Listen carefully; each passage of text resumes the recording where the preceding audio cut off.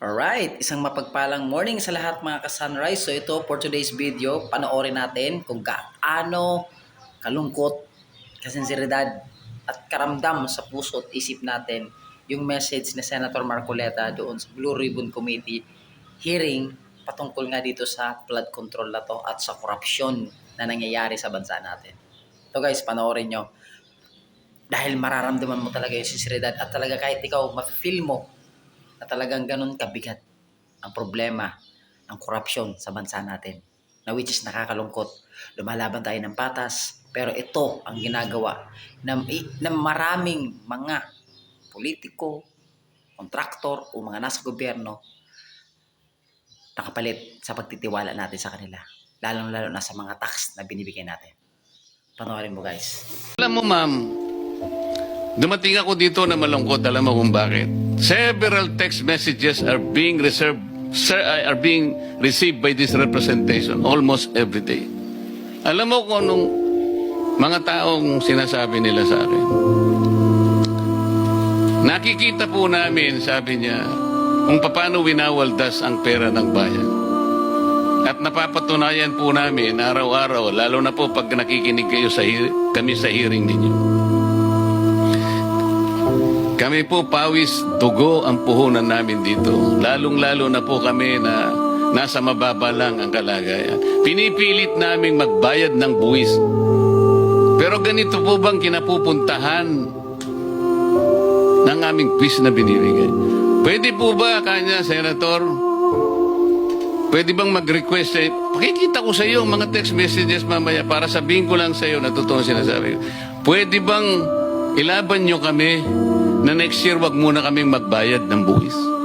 Sapagkat ito palang kinapupuntahan. What do you think I should tell them? Can you help me provide an answer to these people? Mr. BIR, kung nandiyan ka pa po. Can you help me tell them kung anong dapat kong sabihin sa kanila? Their observation is valid. Pera po nila ito eh. Ganito po ang kinapupuntahan eh. What will I tell them?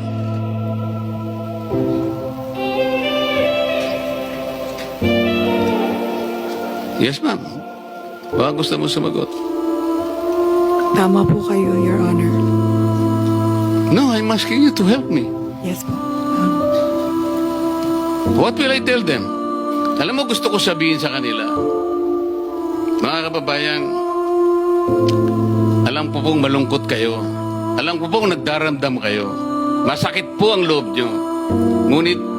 Ngunit sana po ay wag na hindi po kayo magbayad. Tuloy pa rin po ninyo. Pagtulong-tulungan po natin ito. Kasi po marami ring lalo po tayong lulubog. Hindi lamang mag-flood control ang pinagpupuntahan ng ano nyo eh. Pati protection natin, pati si PhilHealth, pati po sa education, lahat po eh. Sana masabi ko lahat, sana maniwala sila, sana hindi sila magalit sa akin, sana tanggapin nila ang sasabihin ko sa kanila. Pero kayo po dapat eh. Kayong nahaharap dito eh. Do you have anything to say? Yusek Kati. Your Honor, tama po lahat ng sinabi niyo. Wala po akong masasabi. Kahit ano, wala kang gusto sabihin. Your Oh, napakinggan mo naman at napanood ka Sunrise, di ba? Ramdam na ramdam yung lungkot, yung galit, yung disappointment, yung frustration sa mga pangyayaring ito sa bansa natin. For me, bakit nangyari ito? Number one, it's all about leadership. It's all about accountability and leadership. Kasi kung yung leader natin, mayroong kamay na bakal, matatakot ang mga kurakot na yan para gumawa ng mali. Pero dahil naramdaman nila siguro, medyo maluwag, masyadong maluwag, kaya siguro itong mga halimaw sa korupsyon ay nakabuelong gawin yung mga bagay na gusto nila for their own personal gain and agenda. And that's the reason why kung bakit sobrang nakakalungkot ang ganitong sitwasyon. Kaya mapapaisip ko talaga eh, do we need to pay taxes Di ba? Makakaisip ka, bakit hindi na lang kami magbayad ng tax? Kasi total, kinukurakot lang din naman. Kaya hindi mo talaga masisisi ang maraming tao na mag-isip ng ganyan. Pero syempre, ka-Sunrise, hindi pa pwedeng hindi tayo magbayad ng tax. Hindi pa pwedeng itigil natin ang pagbabayad ng buwis dahil dyan po nakasalalay yung ating ekonomiya, yung ating mga social services. Kaya instead, pagtulungan po natin kapag may nakikita kayong mga korupsyon, punain po ninyo. Buwelo na po ngayon ng social media. It's about time na gawin natin yung part natin. Alright? Let's spread love and peace at naway pag-pray natin ang bansa natin na maging maayos, mawala na ang corruption para magkaroon na tayo ng mas improved na bansa. Alright? God bless everyone.